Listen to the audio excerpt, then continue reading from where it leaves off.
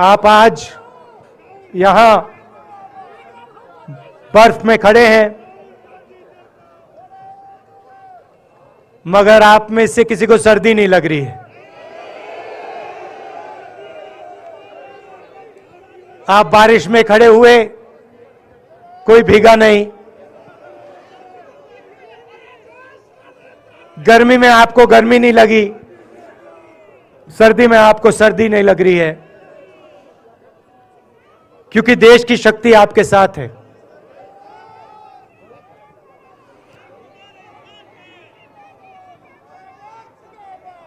प्रियंका की बात मैं सुन रहा था। प्रियंका ने कहा मेरे मैसेज के बारे में, प्रियंका ने कहा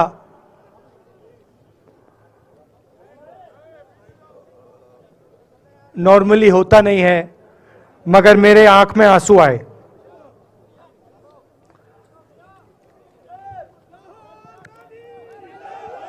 क्योंकि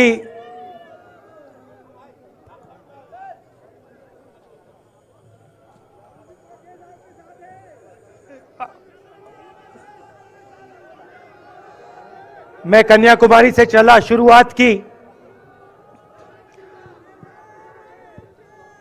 और पूरे देश में हम पैदल चले। मैं सच बताऊं, आपको अजीब लगेगा, मगर मैं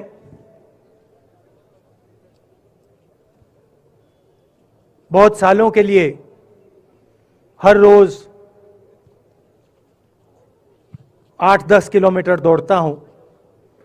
तो मैंने सोचा था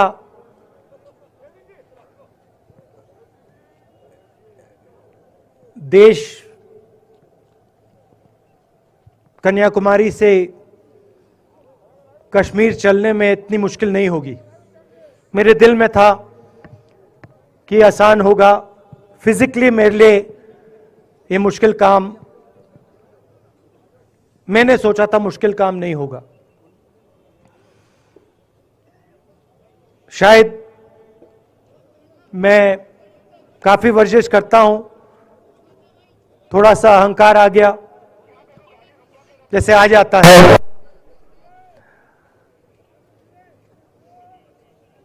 मगर फिर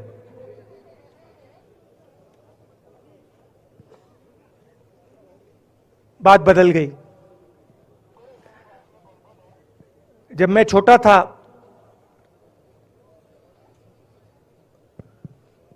फुटबॉल खेलता था। दलित दस्तक फिर से आ गया है लेकर अपना बहुजन कैलेंडर, 2023 का बहुजन कैलेंडर। इस बार के कैलेंडर में होगा बहुत कुछ खास। जानिए उन बहुजन स्थलों के बारे में जो महत्वपूर्ण हैं। बुकिंग करने के लिए दिए गए नंबर पर संपर्क करें या व्हाट्सएप करें। और कॉलेज में जब मैं फुटबॉल खेल रहा था, एक बार मुझे बहुत जोरों से घुटने में इंजरी हुई थी।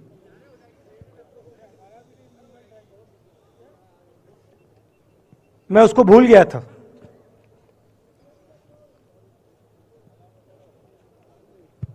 घुटने में दर्द नहीं होता था, भूल गया था उसको। दर्द गायब हो गया था। मगर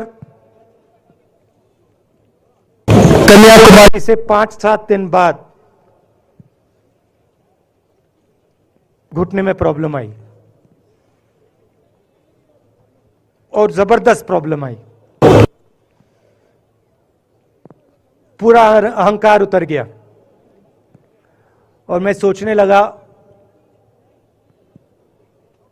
क्या मैं ये जो 3500 किलोमीटर हैं, क्या मैं इनको चल पाऊंगा या नहीं।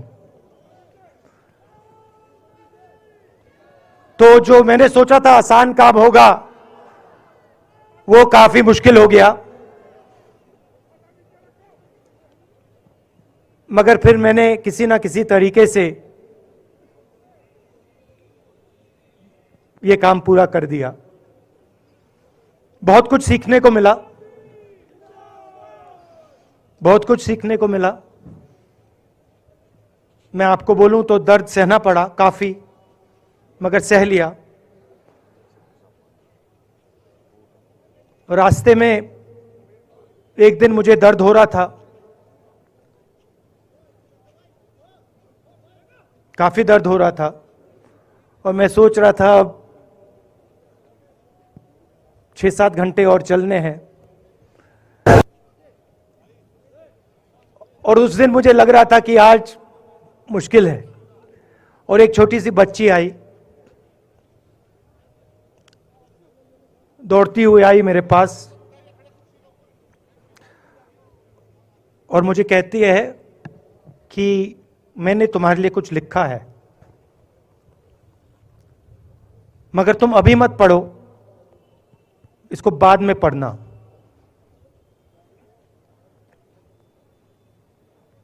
और फिर वो मुझे गले लग के भाग गई। फिर मैंने सोचा अब पढ़ता हूं क्या लिखा है।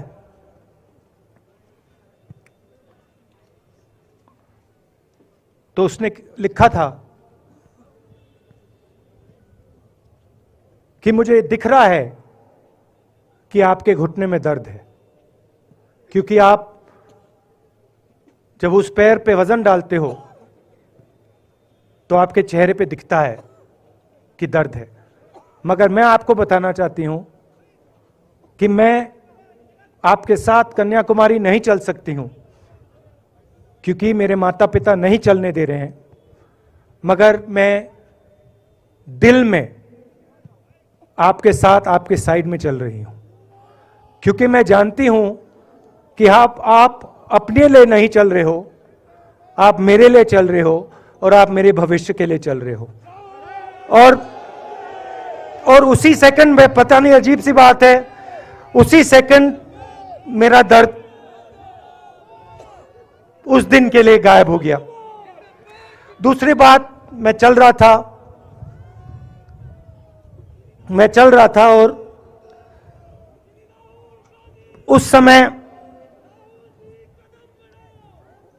उसी समय वहां पे थोड़ी सर्दी बढ़ रही थी। सुबह का समय था और 4 बच्चे आए।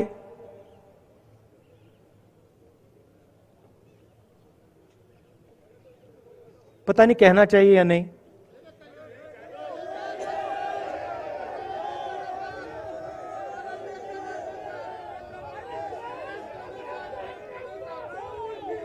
तो कह देता हूं, छोटे से बच्चे थे,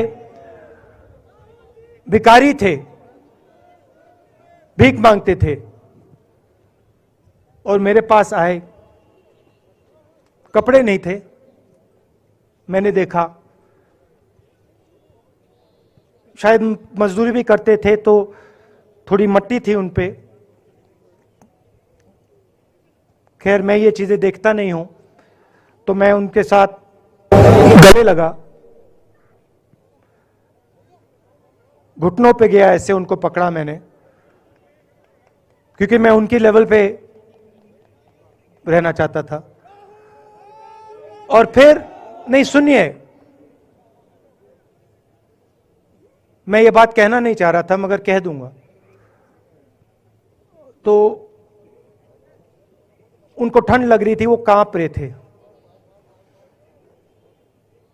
शायद उनको खाना नहीं मिला था,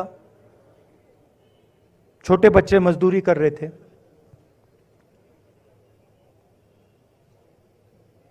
तो मैंने सोचा कि अब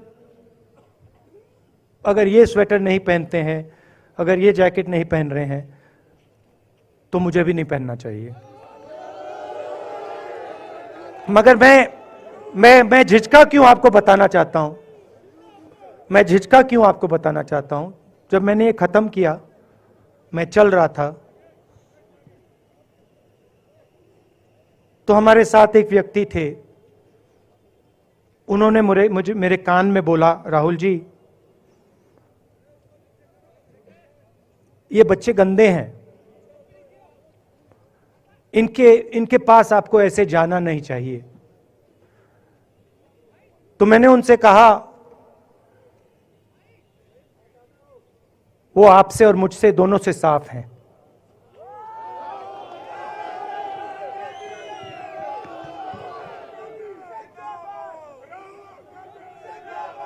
तो देश में कभी कभी यह विचारधारा दिखाई दे जाती है। दूसरी बात आपको बता देता हूं, शायद लोगों को अच्छी ना लगे। जब मैं चल रहा था, आपने देखा होगा कि बहुत सारी महिलाएं रो रही थी। आपने देखा? आपको मालूम है क्यों रो रही थी? नहीं, उसमें से बहुत सारी महिलाएं इमोशनल थी, मुझसे मिलकर रो रही थी। मगर उसमें बहुत सारी ऐसी भी महिलाएं थी जिन्होंने मुझे बोला कि उनके साथ बलात्कार हुआ है, उनको किसी ने मोलेस्ट किया है, उनके किसी रिश्तेदार ने उनको मोलेस्ट किया है। और जब मैं उनसे बोलता था, बहन मैं पुलिस को बताऊं, तो मुझे कहती थी, राहुल जी पुलिस को मत बताइए, हम चाहते हैं कि आपको यह बात मालूम हो, मगर पुलिस को मत बताइए, हमारा और भी नुकसान हो जाएगा। तो ये हमारी देश की सच्चाई है। ऐसी बहुत सारी और मैं कहानियां आपको बता सकता हूं।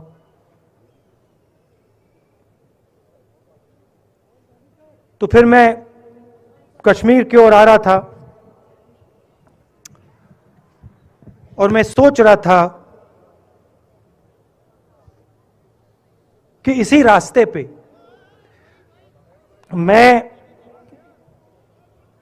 नीचे से ऊपर जा रहा हूं। मैं सोच रहा था कि इसी रास्ते से सालों पहले मेरे रिश्तेदार नीचे से ऊपर आए, सॉरी ऊपर से नीचे आए, कश्मीर से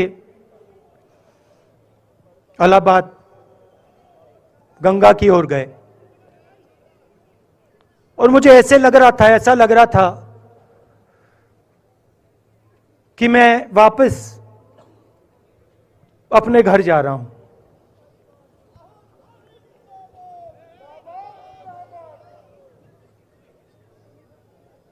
घर मेरे लिए,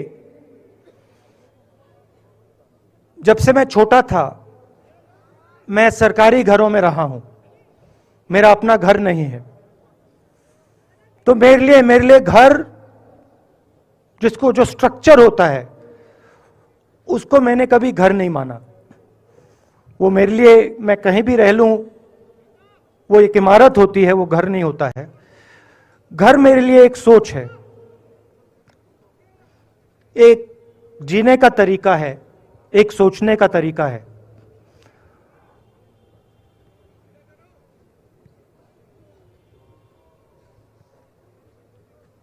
और यहां पे जिस चीज को आप कश्मीरियत कहते हो, उसको मैं अपना घर मानता हूं। अब ये कश्मीरियत है क्या? ये जो शिव जी की सोच है एक तरफ, और थोड़ी सी गहराई में जाएंगे तो उसको शून्यता कहा जा सकता है। अपने आप पर, अपने अहंकार पर, अपने विचारों पर आक्रमण करना। और दूसरी तरफ इस्लाम में, जिसको शून्यता यहां कहा जाता है, वहां फना कहा जाता है। सोच वही है। इस्लाम में फना का मतलब अपने ऊपर आक्रमण, अपनी सोच पर आक्रमण, जो हम अपना किला बना देते हैं कि मैं ये हूं, मेरे पास ये है, मेरे पास ये ज्ञान है, मेरे पास ये घर है। उसी किले पर आक्रमण करना, वही है शून्यता, वही है फना। और इस धरती पे ये दो जो विचारधाराएं हैं,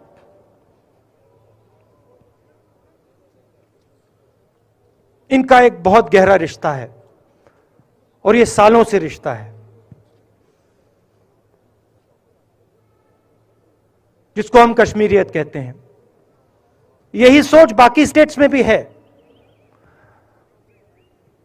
गांधी जी वैष्णव जनतों की बात करते थे,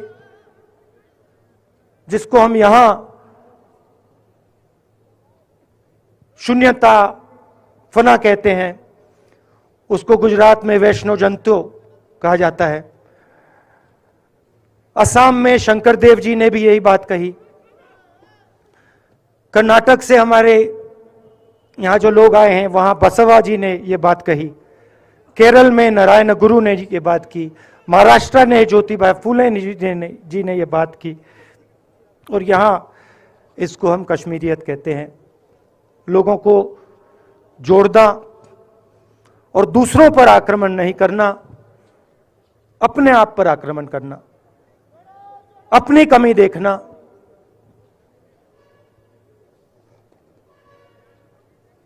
मैंने आपको कहा कि मेरा परिवार कश्मीर से गंगा की ओर गया था। इलाहाबाद संगम के बिल्कुल किनारे वहां पास में हमारा घर है।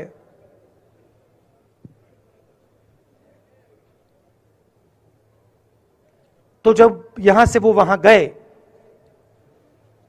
उन्होंने कश्मीरियत की जो सोच थी उसको गंगा में डाला था। गंगा में ले गए उस सोच को और उत्तर प्रदेश में उस सोच को फैलाया था, जिसको उत्तर प्रदेश में गंगा जमुना तहजीब कहा जाता है।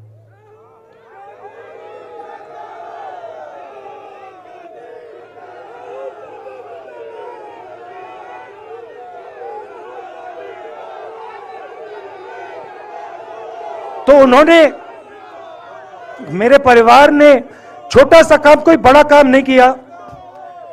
जो आपने उनको सिखाया, जो जम्मू कश्मीर के लोगों ने उनको सिखाया,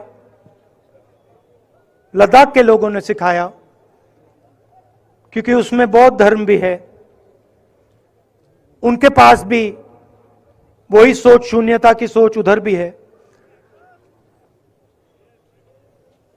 वो उसको ले गए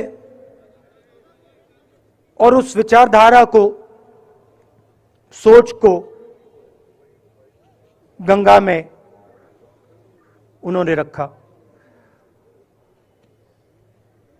तो मैं ये सोच रहा था, जब यहां आ रहा था, पैदल चल रहा था, और मुझे सिक्योरिटी वालों ने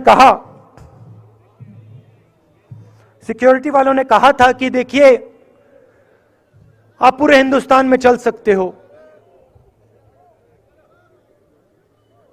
जम्मू में भी चल सकते हो, मगर आखिरी जो 4 दिन हैं कश्मीर में, आपको गाड़ी से जाना चाहिए।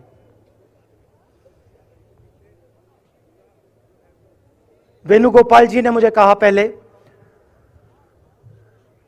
और जो ऑर्गेनाइज कर रहे थे उन्होंने कहा। 3-4 दिन पहले एडमिनिस्ट्रेशन ने कहा कि देखिए, शायद डराने के लिए, कि देखिए अगर आप पैदल चलेंगे तो आपके ऊपर ग्रेनेड फेंका जाएगा। तो मैंने सोचा, नहीं सुनिए, मैंने सोचा कि ऐसे करते हैं, मैं अपने घर वापस जा रहा हूं,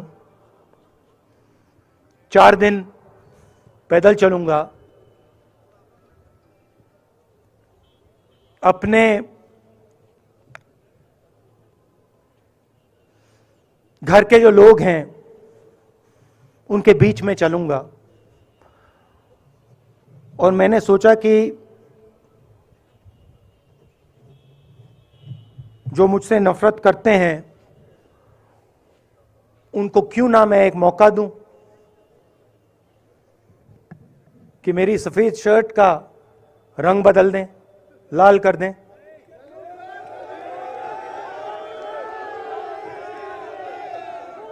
क्योंकि मेरे परिवार ने मुझे सिखाया है, गांधी जी ने मुझे सिखाया है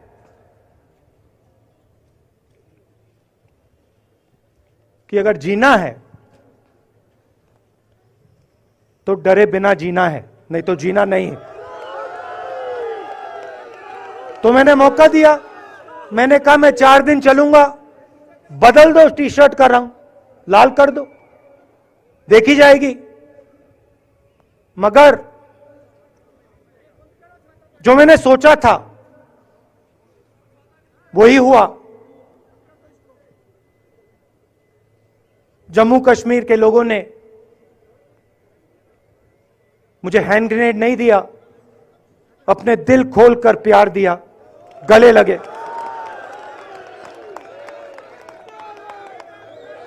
और मुझे बहुत खुशी हुई कि उन सब ने मुझे अपना माना और प्यार से बच्चों ने, बुजुर्गों ने आंसुओं से मेरा यहां स्वागत किया। मैं अब जम्मू कश्मीर के लोगों से और जो यहां हमारे सेना के लोग काम करते हैं, सीआरपीएफ के लोग काम करते हैं, उनको मैं कुछ कहना चाहता हूं। सबको, जम्मू कश्मीर के युवाओं को, बच्चों को, माताओं को, सबको, सीआरपीएफ के, बीएसएफ के, आर्मी के जवानों को, उनके परिवारों को, उनके बच्चों को मैं कहना चाहता हूं, देखिए मैं हिंसा को समझता हूं, मैंने हिंसा सही है, देखी है। जो हिंसा नहीं सहता है, जिसने हिंसा नहीं देखी है, उसे यह बात समझ नहीं आएगी। जैसे मोदी जी हैं, अमित शाह जी हैं, आरएसएस के लोग हैं, उन्होंने हिंसा नहीं देखी है।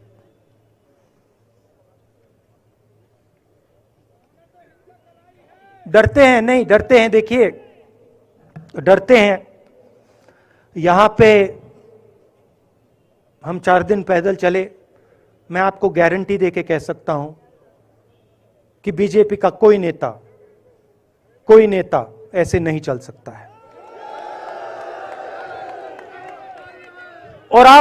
और इसलिए नहीं क्योंकि जम्मू कश्मीर के लोग, इसलिए नहीं क्योंकि जम्मू कश्मीर के लोग उनको चलने नहीं देंगे, इसलिए क्योंकि वो डरते हैं। खैर, मैं अपने जम्मू कश्मीर के लोगों को, युवाओं को, बुजुर्गों को और आर्मी के लोगों को, सीआरपीएफ, बीएसएफ लोगों को थोड़ा सा बताना चाहता हूं। देखिए, मैं जब 14 साल का था, स्कूल में था, सुबह ज्योग्राफी की क्लास में था, मैं पढ़ रहा था, सामने बैठा था और मेरी एक टीचर आई, अंदर आई और उसने कहा, राहुल तुम्हें प्रिंसिपल बुला रहा है। मैं बदमाश था, बहुत बदमाश था जब छोटा था, बहन से पूछ सकते हो क्या क्या करता था मैं, अभी भी करता हूं।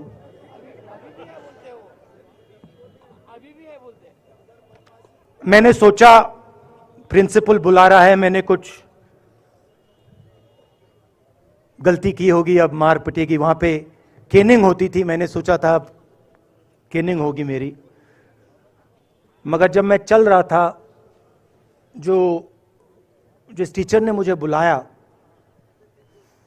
उसको देखकर मुझे कुछ अजीब सा लगा। और जब मैं प्रिंसिपल के ऑफिस पहुंचा तो प्रिंसिपल ने कहा, राहुल तुम्हारे घर से फोन कॉल है।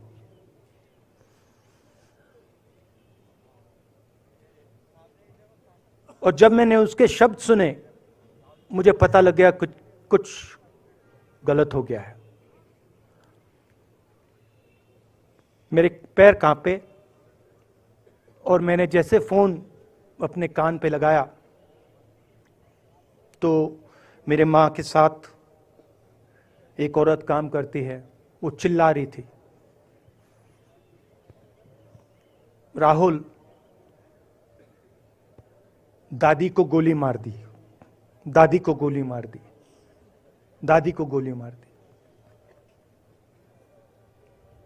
14 साल का था।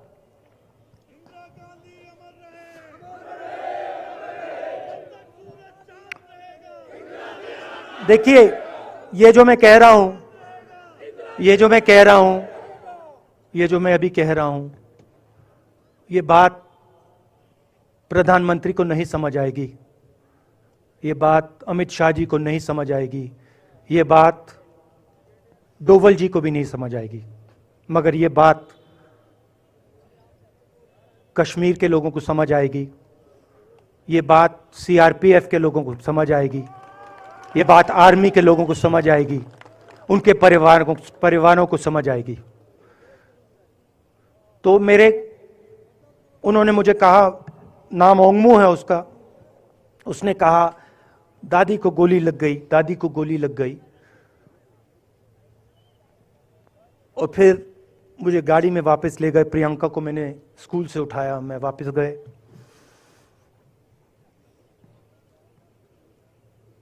और फिर मैंने वो जगह देखी जहां मेरी दादी का खून था।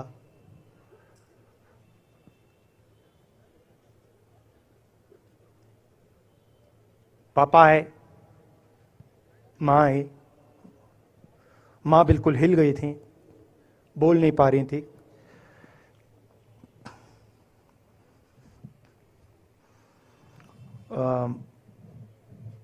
हाँ,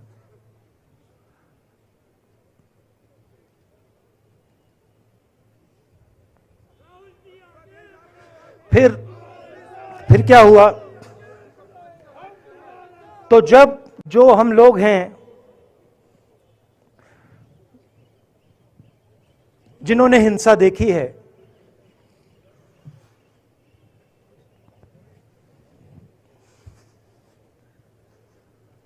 ये जो है ना, इसको हम बिल्कुल दूसरी तरीके से देखते हैं। ये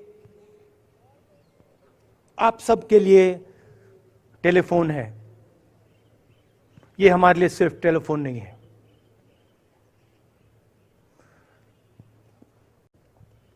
उसके बाद 6-7 साल बाद मैं अमेरिका में था और फिर से टेलीफोन आया। 21 में टेलीफोन आया। जैसे बहुत सारे, जैसे जो पुलवामा में हमारे सैनिक मरे थे, उनके घर टेलीफोन आया होगा। हजारों कश्मीरी लोगों के घर टेलीफोन आया होगा।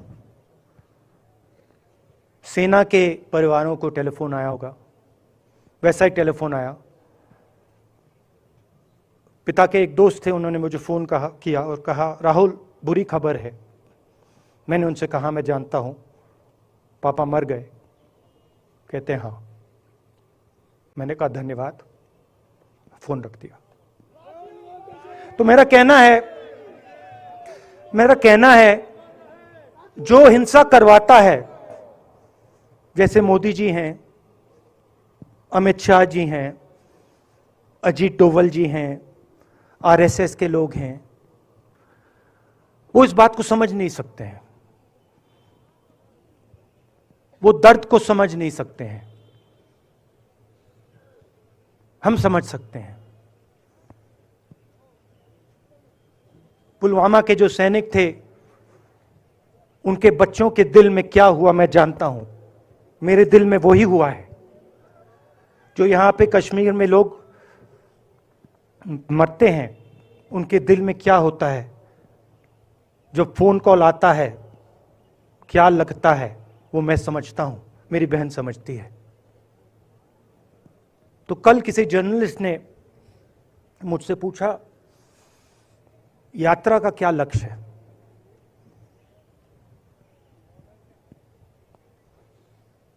कहा कि यात्रा क्या अचीव करना चाहती है, जम्मू कश्मीर में क्या अचीव करना चाहती है। मेरे उस समय दिमाग में आया, मगर मैंने कहा नहीं बोलता हूं, कल भाषण में बोलूंगा। यात्रा का लक्ष्य है कि ये जो फोन कॉल हैं, चाहे ये आर्मी के हों, चाहे सीआरपीएफ के हों, चाहे ये कश्मीर के लोगों के हो, ये फोन कॉल बंद हो जाए।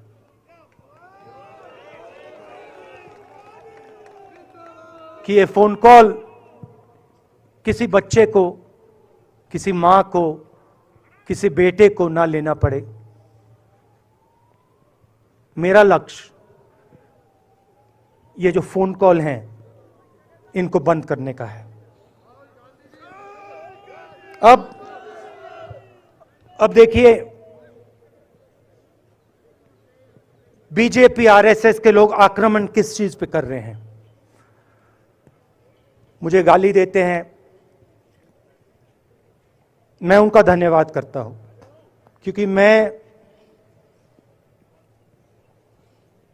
मैंने आपको शून्यता की बात की, शिव की बात की, उसको मैं समझता हूं और मैं दिल से उनका धन्यवाद करता हूं कि जितना भी वो मेरे ऊपर प्रेशर डालें, जितनी भी गाली लगाएं, जो भी वो करें, उससे मैं सिर्फ सीखता हूं।